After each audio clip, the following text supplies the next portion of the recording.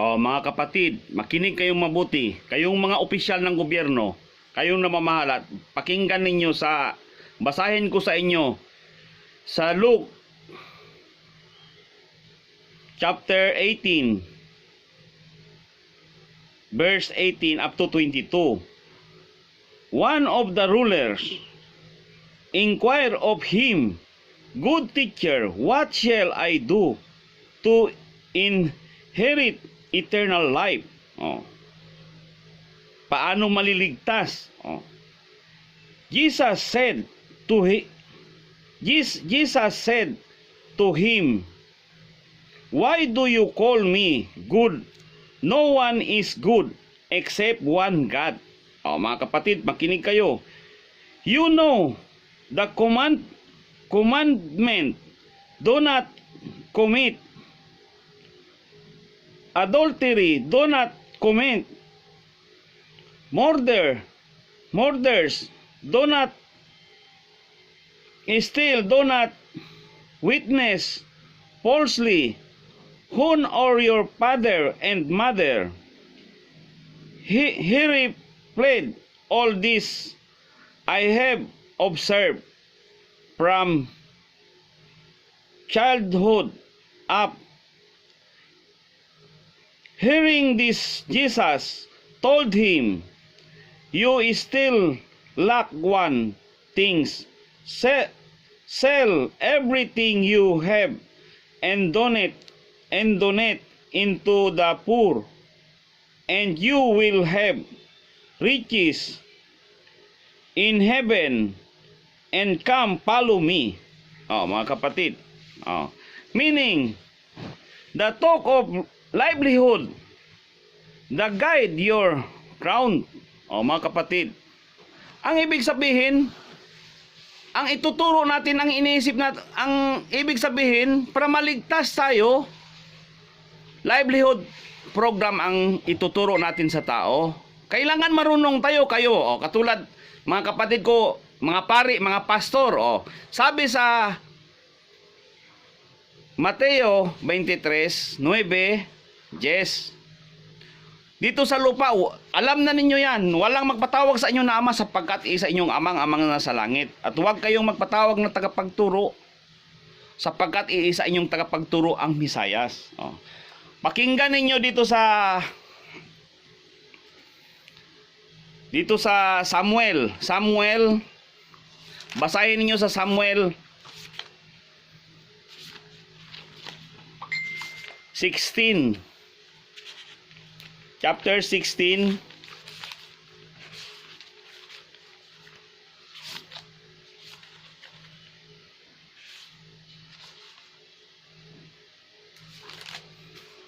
verse 10. Oh? Eventually, Jesse and 7 of these sons walked before Samuel. But Samuel told Jesse, "The Lord has not chosen them." When Samuel asked Jesse, "Are these all your sons?" he replied, "There is still the youngest you see. He is tending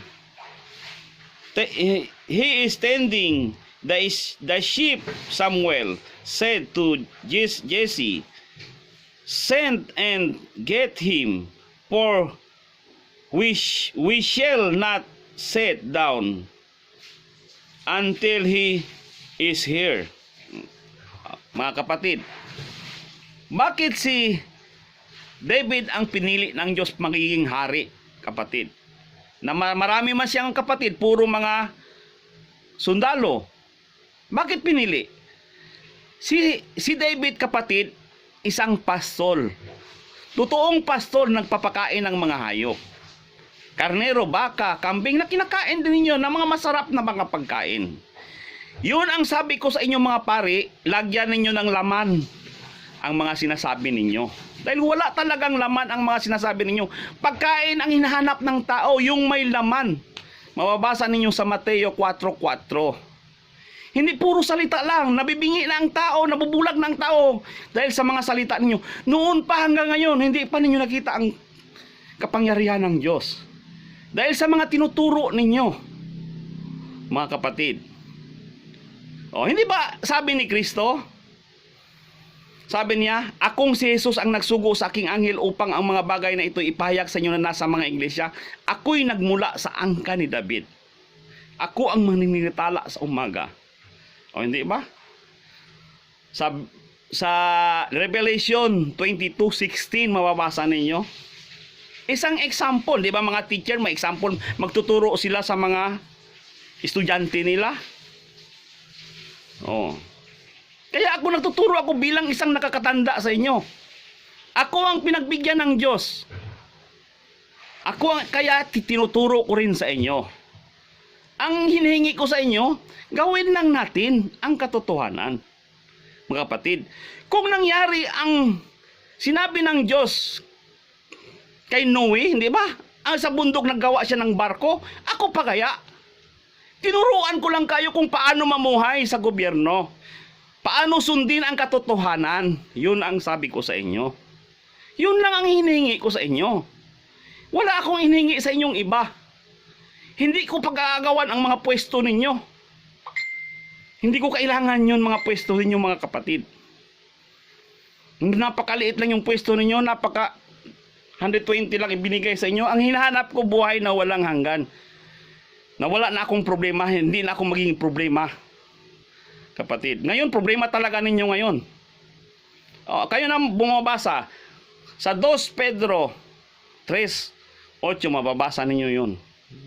Hindi ako pwedeng umalis dito sa mundong ito kung hindi ninyo magagawa yon. Dalhin ko kayo lahat. Ibalik ko kayo sa zero lahat. Yun lang nandito lang ako. Tinuruan ko na kayo. Parang nagbigian pa kayo, mga opisyal kayo ng gobyerno. Pero wala naman kayong ginagawa. Nandito lang ako. Hinihintay ko kayo. Alanganin, ito ang papuntahin ninyo. Wala naman itong titulo, wala naman itong pinag-aaralan. Pero alam ko, dahil nandito ako kasama niya. Pero itong katawan ito, wala itong pinag-aralan. Kaya ninyong kausapin ito. Kayo na magmangan kayo dahil may pinag-aralan kayo, pero hindi naman ninyo nagagamit yun. Hindi man ninyo alam kung paano mamuhay ang gobyerno ng may dignidad. Hindi ba? Puro extortion man, hindi makikita man natin. Dahil nandyan, kasama man ako dito. Yun sabi ko sa inyo. Nagmula ako sa zero. Ako ang alpha at ang omega, ang una at ang huli, ang umpisa at wakas. Alam ko lahat. Kapatid. Di ba mabasa ninyo sa Genesis 49? Trabaho ko lang kapatid. Trabaho ko. Gawin ko ang trabaho ko. Mababasa din ninyo sa Exodus 23:20. Di ba? Hanggang 21. Magpapadala ako ng anghel na mangunguna sa inyo. Pangangalagaan niya kayo sa inyong paglalakbay at papatnubayan hanggang sa lupain na aking inihanda sa inyo. Pakikinggan ninyo siya ng lahat ng sasabihin niya sa inyo. At huwag ninyo siyang susuwayin sapagkat lahat ng ginagawa niya sa pangalan ko at hindi niya kayo patatawan kapag naghimagsik kayo sa kanya. Ako kapatid, zero lang ako. Ako si Ruben. Ito, katawan ito, anghel lang ito kapatid. Anghel ninyo. Magtuturo sa inyo. Pero palaging makikita ko sa inyo, wala kayong alam paano. Tapos nandito lang ako. Palagi ko kayong tinatawag. Pero nagbingian kayo. Ikuha ninyo mga pride ninyo dahil may pinag-aralan kayo. Tapos hindi naman ninyo nagagamit yun. Makikita ko naman sa inyo. Makita ko man kasi nandito ako sa inyo, kasama ninyo. Nakikita ko lang ngayon sa bawat galaw ninyo, gobyerno ninyo. Paano kung maabutan na kayo sa oras na? Paano? Yun ang sabi ko sa inyo, maabutan na kayo sa oras. Lumalakad ang araw natin kapatid. Ang oras, lumalakad din. Gumagalaw bawat oras natin. Paano kung aabutan na tayo ganyan? Ibig sabihin, kalimutan na natin bawat pamilya natin, bawat mga trabaho natin ito, kalimutan na natin yon. Ibig sabihin, dugo na ang mangyari sa atin. Matibay kung matibay na. Wala na. Wala nang matitira. Balik, yun ang sabi. And ang nakakaalam yan, ni ang anghel walang alam. Ito walang alam. Ni ang anak walang alam din. Alam niya ang ama lang. Diba? Ang buhay na salita. Espiritu ng Diyos. Yun lang, kapatid. Yun lang ang hiningi ko sa inyo. Sistema lang. Kung nangyari ang nagawa, ang sinabi ni Noah, ito pa kaya ang sinasabi ngayon? Sistema lang sa pamumuhay ng gobyerno ay hindi magawa. Napakasimple lang. Ang problema sa inyo mga kapatid, puro kayong mga mapagpaimbabaw. Kunwaring may alam, wala naman kayong alam. Sa totoo lang. Ako nagsasalita sa inyo ngayon. Ito, media ito, social media, nakikita ninyo ito. Nakakakinig kayo. Hindi kayo bingi. Alam ko, yun ang hindi ba sinasabi ko? Kahit kayo sa mga pari, o mga sinasabi nyo walang laman. Hindi ba sinasabi ni sa Mateo 6:7, mabasa ninyo, sa pananalangin nyo, huwag kayong gagamit ng napakaraming salita gaya ng mga hentil. Ang akala nila ay pakikinggan sila ng Diyos dahil sa dami ng kanilang salita. Oh. Kahit oras-oras, minuto-minuto kayo magdasal, pero wala namang sistema ang ginagawa ninyo, wala naman kayo sa gawa. Nung una pang panahon, lolo ng lolo ko, papa ko, ang papa ng katawan ito, namatay, nanay ng katawan ito, namatay na. Yun pa rin ang sinasabi ninyo. May buhay ba yung sinasabi ninyo? Niloko ng mga tao? Minsan nandito lang ako sa inyo, tumitingin lang ako sa lahat ng problema ng tao. Problema ko rin. Ayaw man nyo na makinig. Buhay man ako, hindi man ako patay. Mabuti kong naggawa-gawa ako sa sarili ko. Hindi ako nagawa sa sarili ko para sa lahat. Kaya binabasa nga ninyo, ibigay ko nga sa inyo ibinigay ko nga sa inyo ang mga verse, basahin ninyo para maintindihan ninyo. Para hindi kayo magdalawang isip. Huwag kayong matakot sa akin at huwag kayong magdalawang isip sa akin na ako, demonyo ako, isang satanas ako, dahil nakikinig ko yun. Pinakikinggan ko ang mga tao, mga usap-usapan ng tao. Hindi ako satanism. Mag-isip pa ako kung paano palagkuin ng gobyerno. Mag-isip pa ako kung paano payamanin ng gobyerno. Paano ko kayo kumita ng maraming pagkain kung isa akong demonyo. Yung sinasabi ko sa inyo, maabutan kayo ng oras. Ang labas niyan, wala na. Ibig sabihin, hari sa mga hari na. Yun lang ang sabi ko sa inyo. Habang may oras pa, pag-aralan natin, hindi ko man alam kung nangyari. Parang wala man nangyari sinasabi ko. Wala mang laman. Gusto ninyo, agawan sa yung perang na ipon niyo, puro man ng extortion yan. Noon pa yan. Pag-usapan natin ngayon, ang pagbabago. Ang makita nating kayamanan, ang makita nating may dignidad na buhay. Nandyan na ang pagkain sa inyo. Tingnan niyo pati kamatis ngayon. Tingnan niyo mga kamatis ngayon. Pati kamatis lang, tingnan niyo, hindi kayo nahihiya. 190 ang kilo, 80 ang kilo. Hindi kayo nahihiya yan. Ha? Tingnan niyo mga lupa ninyo. Pero ang mga kuwan ninyo, problema ninyo, wala namang kwinta-kwinta. Punta kayo sa akin, madali lang yun. Kausapin natin. Hindi yan problema, malaking lupa ninyo, napakayaman ninyo. Kayo ang nagpalala sa mga problema ninyo dahil mga pride kayo. Kain lang, problemahin pa ninyo. Unahin ninyong pride ninyo dahil may pinag-aralan kayo. Tapos hindi niyo man alam. Maraming gusto may magpresidente, wala mang alam. Presidente, tingnan ninyo, sinong naggawa ng sistema ng gobyerno?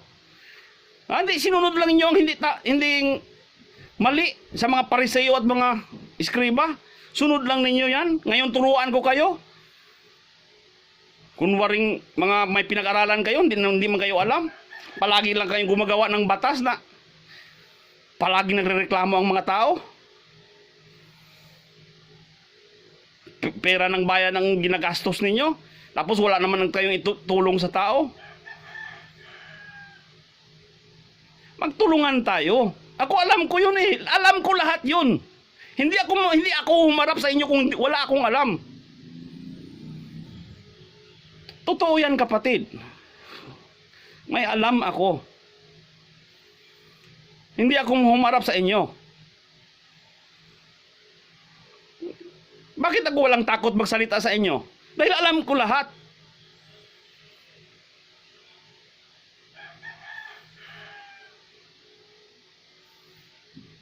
Yun lang, kapatid. Maraming salamat. Sana maabot ito sa inyo lahat. Mr. President, sana dumating sa iyo. Yun ang hiningi ko, mag-usap tayo. Mag-usap tayo ng pamumuhay, hindi yung gulo. Yung problema mo, madali lang yun. Makinig ka lang sa akin, Mr. President. Makinig ka sa akin. Kahit mag-usap tayo, ako, hindi man ito makalapit sa iyo dahil wala man itong titulo. Saan ito lalapit? Gwardyado ka. Ginagwardyahan ka ng mga military mo. Saan ako papasok? Gusto ko man pumasok, saan ako papasok?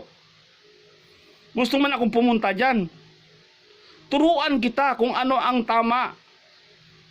Kasi mayaman ka, Mr. President. Mayaman ka. Hindi ka problema. Walang problema. Huwag kayong matakot. Matakot kayo sa akin dahil baka makilala ko ng lahat, baka magkagulo ang gobyerno. Hindi magkagulo ang gobyerno. Yun sinasabi ko sa inyo. Pag-aralan natin ang mga youth, dahil ang mga youth, bawat barangay may kooperatiba. Sila ang galing sa city, lahat ng pagkain sa Genesis 41, 35, mabasa ninyo, ang lahat ng pagkain sa panahon yun dapat tipunin, kamalig sa mga lungsod at pabantayang mabuti at bigyan ninyong kapangyarihan ng mga kagawad upang may sakatuparan ng lahat ng ito papunta sa barangay market. Sila na aralin na natin ang market ng barangay, para sila ang humahawak niyan. Ang city naman ang humahawak sa mga farmers, sa mga mangingisda. Madali lang ang pera ninyo. Makapagtayo na kayo ng mga pabrika. Hindi na kailangan mag-abroad pa yung mga tao ninyo dito sa Pilipinas papunta sa ibang nasyon. Tapos puro problema. Makikita man natin dito. Kasi makikita ko man lahat problema. Kasi darating man sa akin, makikita ko man lahat. At makikita ko man mga sinasabi, mga problema ninyo. Hindi man yan problema. Ang problema niyo, kayo man nagbigay problema. Dahil pinapahirapan ninyong isip ninyo na hindi man dapat problema. Ito lang, Mr. President, mga opisyal ng gobyerno, maraming salamat. Kayo ang pakay. Kayo din mga pari, huwag kayong magsalita ng walang laman. Yun lang ang kwan ko sa inyo. Dahil sabi mo dito sa Biblia, si Jesus mismo nagsasabi, dito sa lupa walang magpatawag sa inyo na ama, sapagkat iisa inyong amang nasa langit, at huwag kayong magpatawag na tagapagturo. Yung may laman. Ang ituro ninyo kung paano mamuhay ang gobyerno may dignidad, hindi puro extortion. Nakamamahan kayo, nagpatawag kayong father, bihira ka father ka tapos wala kang alam. Bigay kang father ka, di ba? Yun, magturo. Walang problema sa akin. Lalapit lang kayo. Matagal na yan. Di ba? Nagpunta si Jose Rizal dito, tinuruan kayo. Yung pinatay, patalikod pa. Ibig sabihin patalikod, tinira ng patago. Kanyan lang yan, di ba? Ako ngayon, patalikod o paharap, walang problema sa akin. Walang problema. Dahil yun lang sabi ko. Balik tayo sa zero lahat. Dahil dala ko ang buhay ninyo. Sa totoo lang. Maraming salamat sa inyo.